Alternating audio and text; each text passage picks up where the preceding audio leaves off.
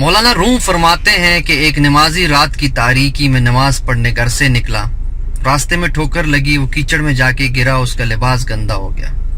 وہ گھر گیا، لباس تبدیل کیا، پھر واپس آئے تو راستے میں دوبارہ ٹھوکر لگی اور دوبارہ لباس گندا ہوا۔ وہ پھر واپس گھر گئے اور لباس تبدیل کیا۔ اس بار جب وہ باہر نکلے تو ایک شخص چراغ لیے کھڑے ہوئے تھے۔ وہ انہیں اس چراغ کی روشنی میں مسجد تک لے گئے۔ جب نمازی نماز پڑھ کے باہر نکلے تو وہ شخص ویسے ہی باہر کھڑے تھے۔ آپ ساتھ چلنا شروع ہوا۔ آپ نے پوچھا کہ تم کون ہو؟ اس نے جواب دیا کہ اگر سچ بتاؤں میں تو ابلیس ہوں۔ یہ نمازی بڑا حیران ہوا اور پوچھا کہ تمہیں تو خوشی ہو جانی چاہیے تھی جب مجھے ٹھوکر لگی۔ اس نے جواب دیا ابلیس نے کہ جب آپ کو پہلی ٹھوکر لگی تو اللہ تعالیٰ نے آپ کے سارے گناہ معاف کر دیے، جب دوسری ٹھوکر لگی تو اللہ تعالیٰ نے آپ کے خاندان کے سارے گناہ معاف کر دیے۔